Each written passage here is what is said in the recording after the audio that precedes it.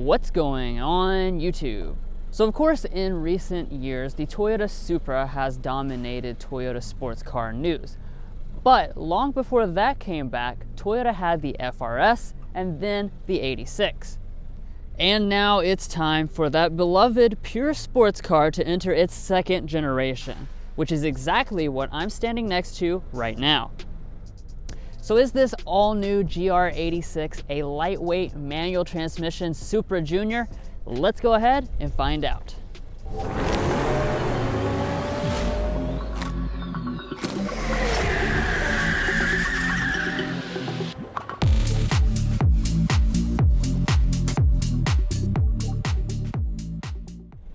So when you first walk up to this all-new GR86, it really does give you a mini Supra kind of vibe. And a big part of that is because Toyota worked hard to make this look a lot more aggressive than the previous generation, which looked a little more on the cute side. This one here definitely looks a lot more mean.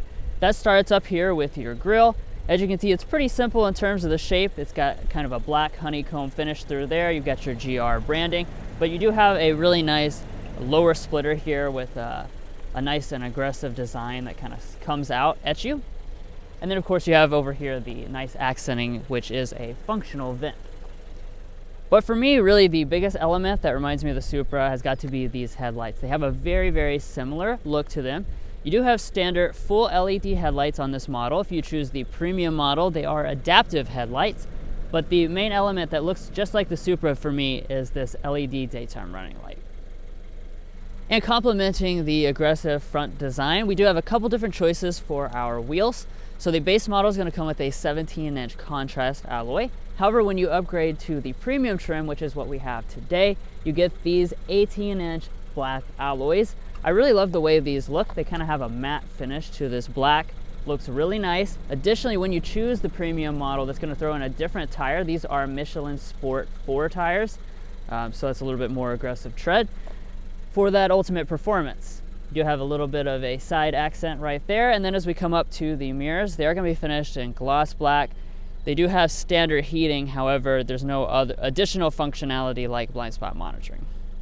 Now, as you can tell by me standing next to it, this GR86 is certainly not a large vehicle as you would expect out of a sports coupe like this. As far as the length is concerned, we're looking at 172.5 inches in overall length, which is 4.6 inches shorter than the Toyota Supra, if that's something that you're looking for reference-wise. Now, I do also want to point out the weight of this vehicle because that's really where this car comes in as a great driving vehicle, because it only weighs 2,811 pounds, which makes this one of the lightest vehicles on the road that you can buy today.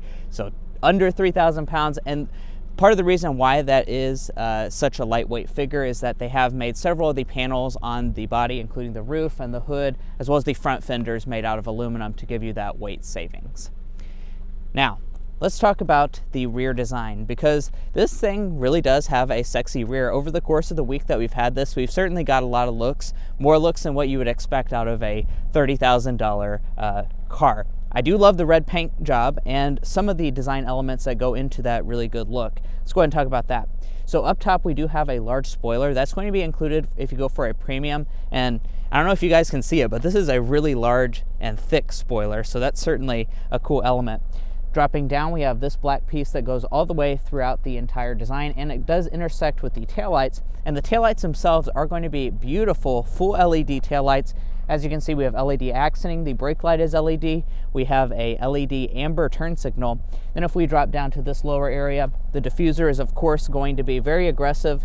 These are your integrated reverse lights, and then you're also going to have integrated dual exhaust outlets that pump out a much better sound than the previous generation Toyota 86.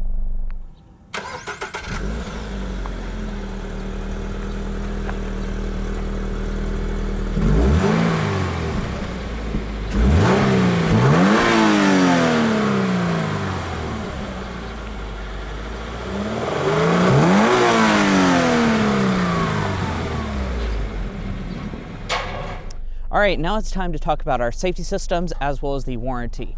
So as you probably know, this GR86 that we have today is a manual transmission model. So that means we're not going to get any of the safety systems as standard equipment, even the ones that don't necessarily have to do with the manual transmission, including auto high beams.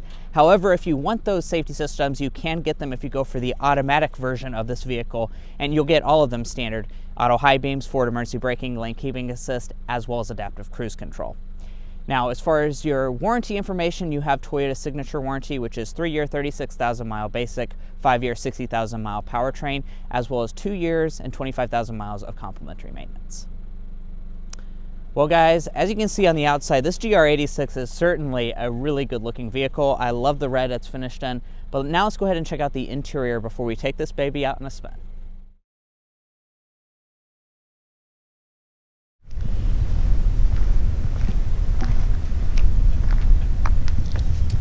So walking up to the 86, you do have a standard smart entry system. You can also remote start the vehicle from the Intune application, but that is going to require the automatic model. As you can see right now, we're in a special leather key bag cover, which looks pretty nice.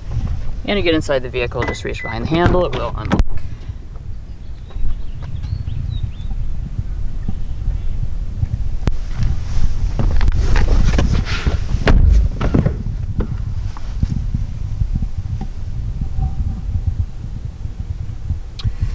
Now, of course, the interior is going to have a very sporty vibe overall, and we'll go ahead and start off by talking about our seating materials as well as different color choices.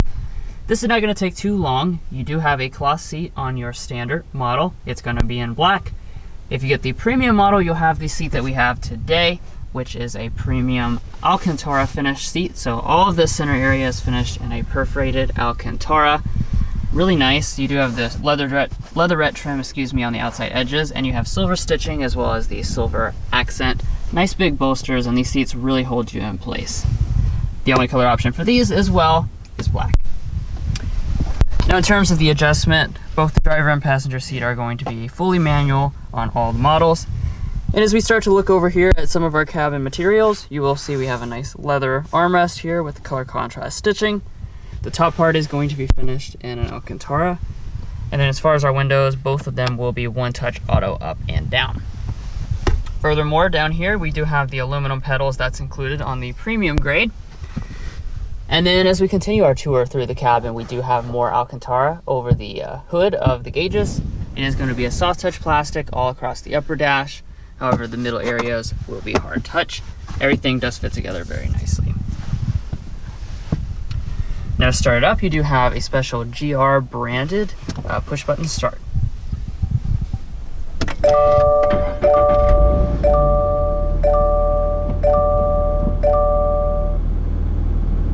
So after you fire up this next generation 86, you will be greeted with one of my favorite elements of the interior, and that is this digital gauge cluster. So this is a 7-inch reconfigurable display here on the left side. And it's very, very similar actually to what you get in the Toyota Supra. It immediately reminded me of that when I got inside of this new model. And I'm certainly very impressed, that to include this at this price point, which is obviously much, much lower than the Supra. It does change, designs, the colors, a change as you approach redline. It's really a nice and interactive display that enhances the experience behind the wheel. Now, as we come back to the steering wheel itself, of course, you do have real nice feeling steering. We'll talk about that later in the test drive, but the wheel itself has a nice feel to it. Leather wrapped with the stitching. You also have the GR branding, of course, and the wheel is going to be manual tilt and telescoping. Now, obviously, it is not a focus of this vehicle to get much interior storage, and you don't buy it for this reason, but we're going to go ahead and talk about it anyways. So pretty much the only interior storage you have is going to be your cup holders. They're actually located, as you can see, behind where the seat is, so not of too much use when you're driving. That being said, you do also have a cup holder on both sides inside of the door trim, so this is certainly a lot more useful for the driver and passenger. But you can still store a little bit of stuff right there. These are going to be your USB connections as well as your aux jack. And then, like I was saying, otherwise, pretty much no other place to stick loose items. As you would expect, this is a small sports car. All right, so let's take a look here at our manual shifter, of course.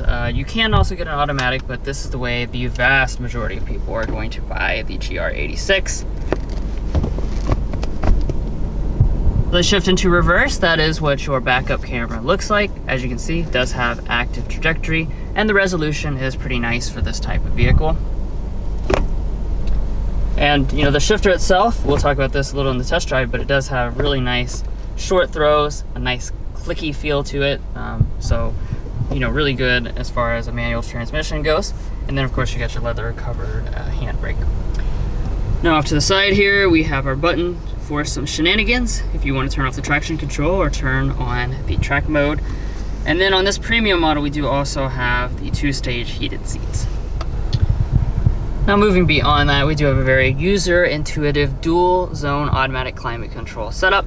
Just twist these knobs to make your adjustments. Nice big font, like I said, easy to use, and you can use these toggles down here to change the zones themselves. And then as we move on up, let's go ahead and talk about the audio system. So standard is going to be a 6-speaker sound system. If you splurge for the premium model like we have today, that's going to get you 2 more speakers, bringing the total to 8. And we'll go ahead and take a sample of that.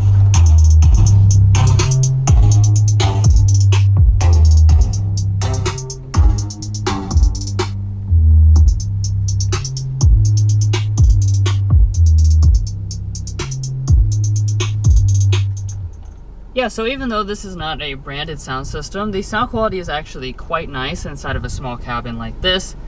And of course, you probably won't be using it anyways because you want to hear the sound of that engine. Okay, so let's talk about the display. Of course, we do have a pretty modern display here. It is going to be 8 inches, although I will say it's kind of more of an aftermarket type of display. It doesn't really seem too similar to Subaru's Starlink or Toyota's Intune system. But you do have all the basic functionality you expect to see. I will just say it is very reflective because this is kind of an older style resistive touchscreen, but the colors are pretty nice on board. You also have Android Auto and Apple CarPlay, the wired variety, which is probably the most important thing that people are looking for in this type of vehicle. Then as I rise on up here, I do come to a frameless auto dimming mirror with 3 HomeLink universal remotes. That's certainly a nice touch. Got some incandescent lighting up here at the top. And then of course, you're not going to find a sunroof on this model. It's all about being lightweight. So having a big heavy sunroof is not something that Toyota wanted to add.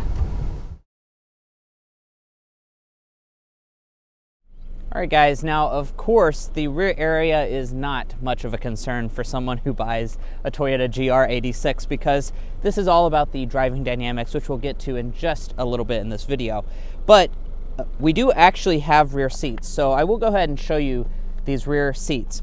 So if you look back here, you will notice, of course, it is pretty tight. It's certainly not going to be a very spacious option, but it is nice that you can fit 4 people back here. As far as the legroom figures, they're going to be 29 inches of legroom, 33 inches of headroom. That does seem a little bit generous to me, if you ask me, because this seat is adjusted to our driving position actually a little bit more close than our normal driving position, and there's not really much legroom at all. So just know that's going to be for pretty much emergencies only. Don't be expecting to have a child seat in the back of this 86. All right, let's go ahead and check out the cargo department of the 86. There is a nice button integrated right here in the black trim to open it up. And as you can see, we do have a decent amount of cargo space. So here is all of our camera gear plus a winter coat. And as you can see, that pretty much does fill it up. So there's 6.3 cubic feet as far as the technical space figure back here, which of course is pretty tight. However, really for a car as small as this is dimensionally, that's not awful. And as you can see, the opening is decently large. As expected, the passenger seat is going to be manually adjusting on the GR86. Then let's check out the glove box. Now the glove box might be where you really need to put most of your stuff because this is a large glove box. I'm very impressed to see something so big. And as far as the coupons, you just throw those in there, and as you can see, there is tons of room for that. There's lots of room to even spare. And then up top, we do have a sun visor. We have some lighting as well as a mirror. And we can also detach it. However, there is no extension in the end.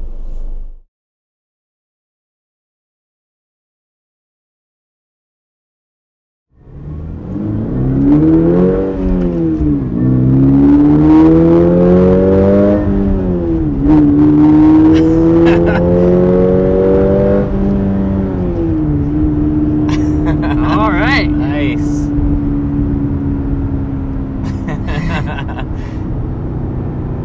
So, as you can probably tell, this new generation, a big part of it actually is, I would say, being more powerful. It definitely is more powerful, but it's also about the access to that power. So this new generation, we switched from a 2-liter boxer 4-cylinder to a 2.4-liter boxer 4-cylinder.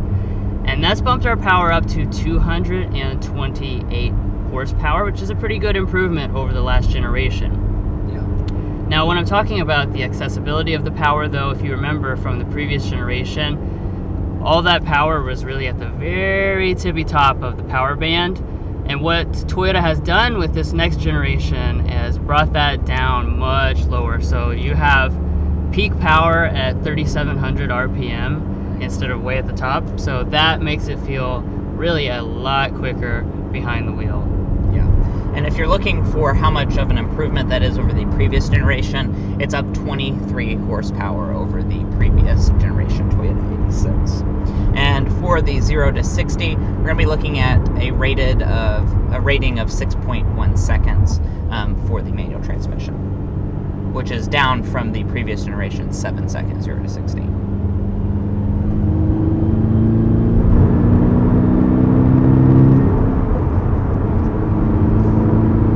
Now, of course, as you have seen at this point, we do have the 6-speed manual transmission. The vast majority of people have in the past, and I'm sure will continue to choose the 6-speed manual because this is a very pure sports car, and this really does, combine a very critical characteristic. That being said, you can get an automatic if you prefer to have something maybe that's a little more everyday livable, if you set in a lot of traffic, something like that. But this is a really great manual transmission. The gates are nice and close to each other, has a nice snappy feel as you shift. Short throw transmission. So, behind the wheel, it does feel really nice. Right. I would highly recommend getting that, especially, like Drew said, you combine all of the great elements together. It's 2,800 pounds. What car nowadays weighs 2,800 pounds? None of them. All with the driving dynamics, which we'll talk about in just a second, it really just makes for an excellent combination, which I think is what this car is all about. Now, it is worth noting the automatic is an upcharge as well, so it will cost you a little bit extra go for that. But you have those extra safety systems as well, yeah. All right, but let's go ahead and I guess cover some of your more practical elements while we're on our way to the country road. Let's talk about the fuel economy. So if you go for the automatic, you will get better fuel economy. As you can probably tell, if you have a manual, you want to rev it out, that's going to get you worse fuel economy. So it's going to be 25 miles a gallon combined for the automatic, 22 miles a gallon combined for the manual. That's pretty surprisingly low figures if you ask me, but of course, keep in mind, it's going to depend on how you're driving this vehicle. If you're constantly flooring it and revving it out, you're going to get worse fuel economy, of course. So I'm sure the EPA may be. Yeah, I'm sure you will be. So, I mean, you almost can't help but do it.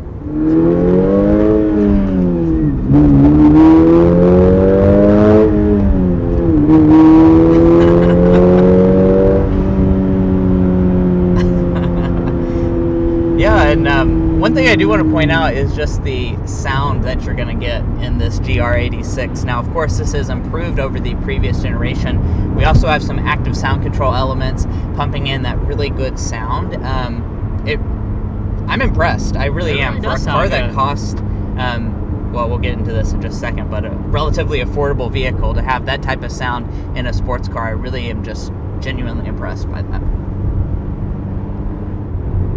But of course, let's go ahead and talk about probably the single most crucial element, and that is the handling. How does this thing perform when you're out on a back road like this? And I have to say, amazingly, as you would expect. I mean, the 86 has a history of being a great performance vehicle. This next generation definitely continues in that lineage.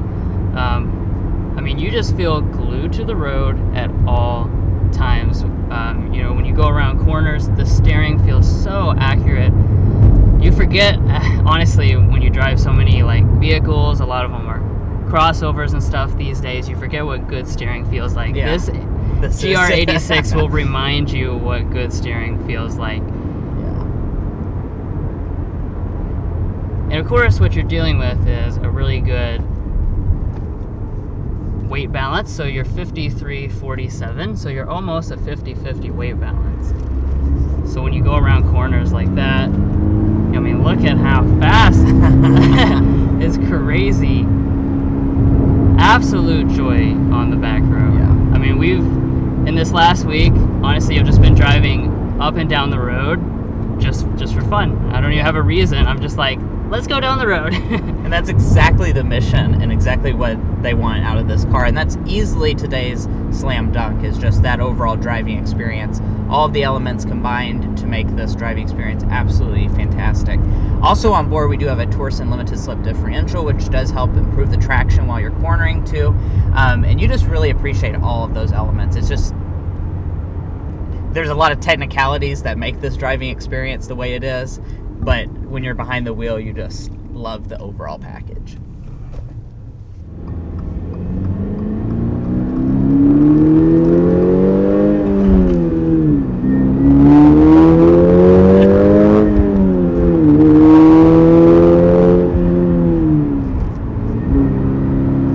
All right, and now let's go ahead and talk about our airball.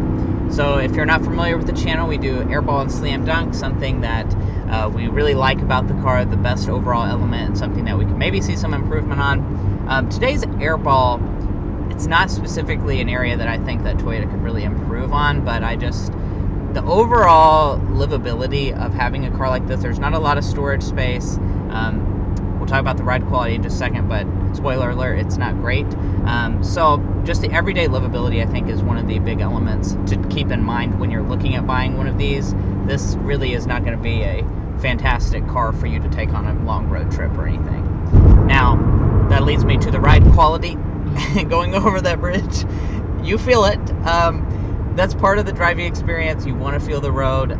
So I completely understand why Toyota has made this very stiff suspension. It does have sport tuned dampers. It's going to be pretty rough. So if you're old and have back problems, I wouldn't suggest getting in one of these and expecting to use it on your everyday life. Now, we will get a sound level reading. See how it compares. Here in 6th gear, going 55.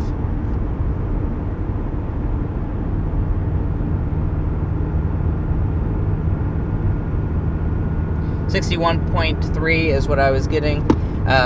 Obviously, it's not not too bad, really. We haven't found once you get in the top gear, you're not going to have too much in terms of drone. Obviously, I guess if you're going 75, it's going to be pretty loud. A little bit louder, but all these things are right in line with what you expect when you choose a car like this.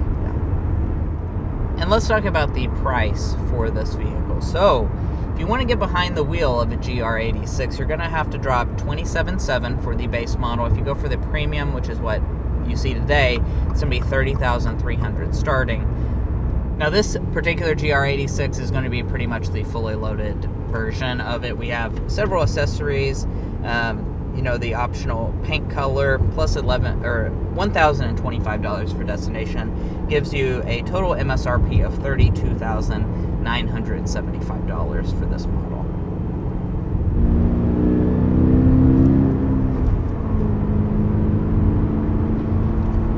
But overall, we are really impressed by this GR86. As I thought I would be. Like I said, they don't make that many pure sports cars, and when you get behind the wheel of one, you know it immediately, and this definitely checks off all the boxes of a pure enthusiast manual transmission sports car that is actually at an attainable price.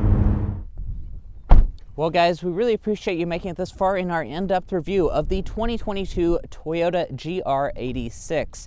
If you enjoyed watching this video or found it helpful in your purchasing decisions, we would really appreciate it if you hit that subscribe button down below. It's completely free and it gives you access to a lot of different automotive content. So please go ahead and do that and help us reach our subscriber goals. Also follow us on TikTok and Instagram, and we'll catch you next time as we sample more of the latest automotive delicacies.